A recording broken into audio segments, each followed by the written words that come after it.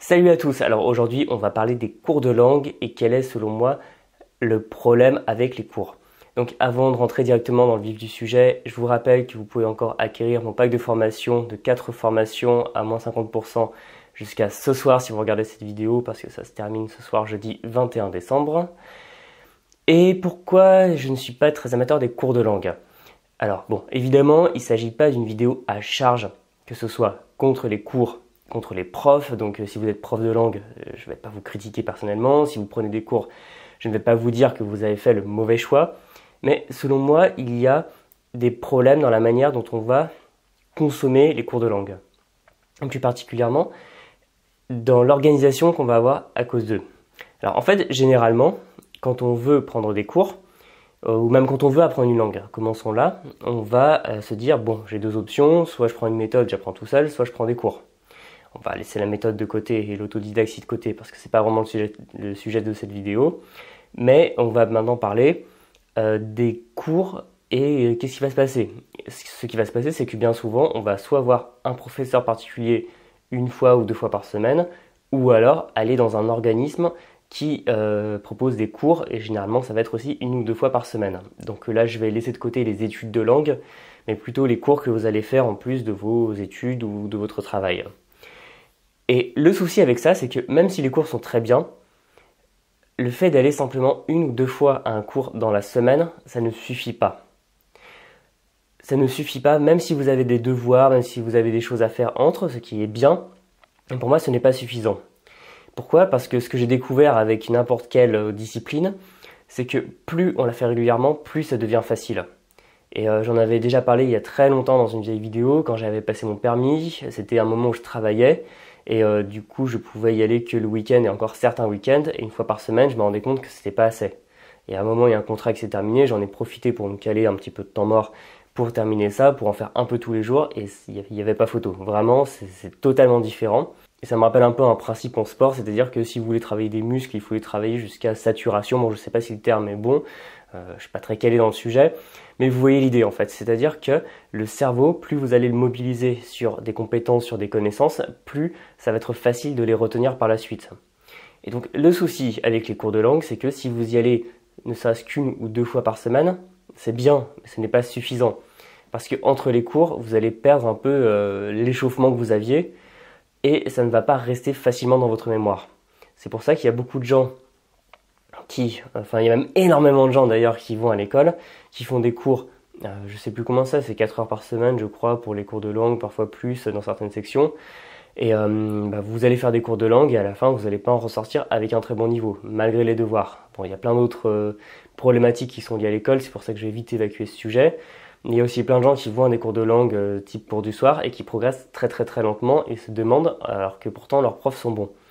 Et pourquoi ça ne marche pas? Et c'est à cause de ça, c'est-à-dire le manque de récurrence, le manque de saturation du cerveau par rapport à ça. Parce que vous le savez, si vous me suivez depuis un petit moment, le cerveau humain apprend les choses qui sont fréquentes, qui reviennent sans arrêt, et c'est pour ça que c'est ce qui va lui donner, entre guillemets, l'impression que ces choses sont plus importantes, que ces informations sont plus importantes que le reste, ce qui va faire qu'il va les mémoriser à la place des informations moins importantes qui reviennent moins souvent.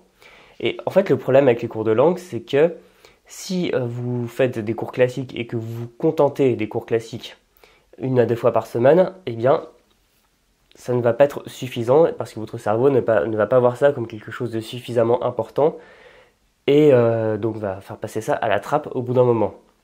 Et en plus, généralement, le problème des cours, c'est qu'il y a une période de vacances et pendant les vacances, il n'y a pas de cours, donc quand c'est 2 semaines, c'est pas très grave, mais quand c'est les grandes vacances et pendant 2 mois, l'institut en question est fermé, vous faites quoi? Et bien souvent, un peu par procrastination, on se dit qu'on va reprendre, et après on laisse tomber, on se dit bon il est un peu tard, bon c'est pas grave, on reprendra l'année prochaine. Donc voilà, il y a tout un tas de mécanismes qui font qu'au niveau de la régularité, même si ça vous fait un cadre, il faut venir à telle heure et à telle heure, tel jour, ça va peut-être pas être suffisant. C'est pour ça que je vous recommande, non pas d'arrêter vos cours, de les jeter à la poubelle, mais de faire autre chose à côté. Parce que à moins que vous puissiez avoir des cours tous les jours, ce dont je doute fortement, parce qu'il y a très peu d'instituts qui proposent, d'organismes qui proposent des cours chaque soir. Il y a très peu de professeurs qui pourront vous donner des cours, sachant que On va dire que le minimum syndical pour un cours particulier en présentiel, on va dire c'est 25 € si vous voulez pas faire dans l'esclavage moderne. Et voilà, si vous essayez ça une fois par jour, ça va revenir très très cher au bout ne serait-ce que d'un mois. Alors, gardez vos cours, s'ils sont bons bien sûr, mais en plus de ça, complémentez tout simplement avec tout ce que j'explique sur cette chaîne, sur le blog, c'est-à-dire tout ce qui est conversation, tout ce qui est écoute, tout ce qui est phonétique de votre côté, ce qui est apprentissage du vocabulaire, parce que généralement c'est un des parents pauvres parce qu'un prof ne peut pas vous faire apprendre du vocabulaire. Généralement, en plus, quand les profs donnent des listes, comme je l'ai déjà dit un peu plus tôt, c'est la pire chose à faire. Mais en plus, c'est pas lui qui va vous faire rentrer ça dans le crâne. Il va falloir faire ce travail à côté. Donc, en fait, simplement, voyez le cours comme un élément de votre apprentissage. C'est-à-dire, vous allez faire tel jour ceci, tel jour cela, et le jour du cours, vous n'allez pas faire autre chose parce que vous allez voir le cours. Voilà, vous allez faire un peu de vocabulaire le matin, par exemple, mais ce sera votre activité de la journée. Et c'est vraiment pour ça, si vous pouvez pas, c'est pas grave, mais essayez vraiment de faire ne serait-ce que 5 minutes par jour, hein, si vous pouvez pas plus. Mais faites-en tous les jours de la langue. Vraiment, c'est la meilleure chose. J'ai testé ça pendant des années. Les semaines, par exemple, où j'ai pas pu travailler, j'avais l'impression d'être rouillé. Alors que les semaines où j'ai vraiment pu travailler beaucoup, parler beaucoup, surtout en immersion, là, forcément, je sentais le progrès. Donc, encore plus, si vous avez un cours particulier, vous pouvez intégrer le professeur, rendre le professeur complice de cet apprentissage.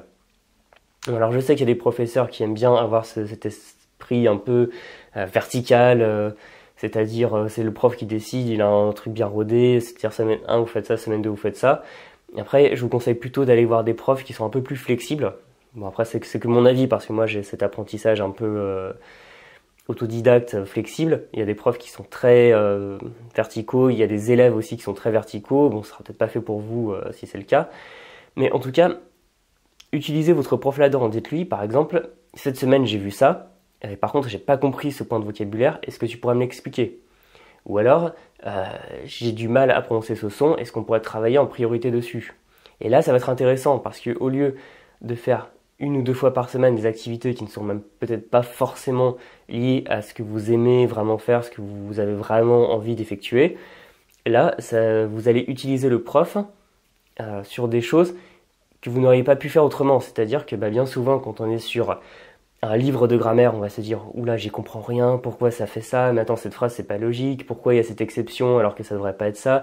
J'y comprends rien. » Alors que là, au moins, si vous avez un prof qui est suffisamment pédagogue, vous allez pouvoir faire dans la semaine le point grammaire, le point conversation si vous avez envie de faire une mise en situation sur un sujet, le point prononciation, etc. Et là, ce sera beaucoup plus intéressant. Et de la même manière, tout ce que vous voyez en cours, intégrez-le dans votre apprentissage de ce que j'appelle l'immersion active, c'est-à-dire l'apprentissage intelligent où on va travailler souvent, pas forcément beaucoup, mais souvent, et de manière active. C'est-à-dire que si par exemple vos profs dans un cours collectif donnent du vocabulaire, au lieu de l'apprendre sous forme de liste, vous le mettez dans un logiciel, vous le réutilisez avec vos amis locuteurs natifs, et c'est là que vous allez intégrer le cours dans votre apprentissage qui sera plus riche. Alors que si vous utilisez seulement le cours seul, et que vous vous contentez seulement de faire les devoirs à la dernière minute pour le cours suivant, ce ne sera pas suffisant, malgré la qualité du cours. Il ne faudra pas d'ailleurs en vouloir à votre prof si vous ne vous investissez pas personnellement, parce que le prof, encore une fois, ne peut pas vous faire apprendre à votre place. C'est-à-dire que c'est à vous de le faire. Voilà, donc en tout cas pour moi, les cours de langue ne sont pas forcément un mal, mais le problème c'est que si je voulais avoir suffisamment de cours par rapport à la manière dont moi j'apprends les langues, il faudrait que j'ai quasiment un cours particulier par jour. Et bien sûr, pour pas mal de raisons pratiques, ce n'est pas possible. Mais en tout cas, si vous avez un cours, ou si vous hésitez à prendre un cours, vous vous dites que c'est peut-être pas la bonne chose pour vous, regardez si vous avez la possibilité de l'intégrer, si vous allez voir un prof particulier, demandez-lui s'il aime bien faire ce genre de pratique. Il faut voir ça en amont, parce qu'il y a des profs qui prennent ça comme un affront personnel, qu'un élève essaye d'être un petit peu indépendant. Bon, ça arrive parfois. Mais voilà. En tout cas, partez du principe que même si vous êtes en cours, vous êtes autodidacte parce que c'est vous qui apprenez grâce à ce qu'on vous transmet, que ce soit dans des livres ou par l'intermédiaire d'une personne, d'un professeur. Mais soyez acteur de votre apprentissage. Et vous allez voir que rien que ça, rien que l'idée là, fait toute la différence entre une personne même dans un cours, hein, même dans des conditions égales, qui va réussir et une personne qui va suivre des cours pendant 2 ans et qui va stagner sans rien apprendre de plus. Voilà, donc encore une fois, rien de méchant contre les profs, hein, il y a des très bons profs, mais il faut les intégrer à votre apprentissage, il faut que ça devienne des... oui, presque des complices. Bon, après, il faut savoir les écouter. Quand ils vous donnent des exercices, ils savent que c'est ciblé pour vous. Il faut pas les prendre un peu comme des serviteurs, bien sûr. Et avec tout ça, vous allez avoir une sorte de synthèse entre ce que vous faites de votre côté et ce qu'un professeur vous transmet.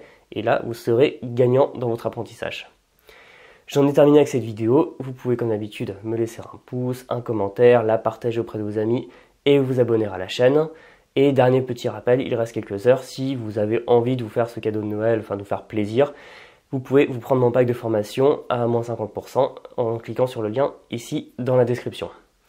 Et je vous dis donc à très bientôt. Je pense que je ferai quand même une petite vidéo au moins avant la fin de l'année. Et bon courage dans votre apprentissage, que ce soit seul ou en cours. Allez, salut!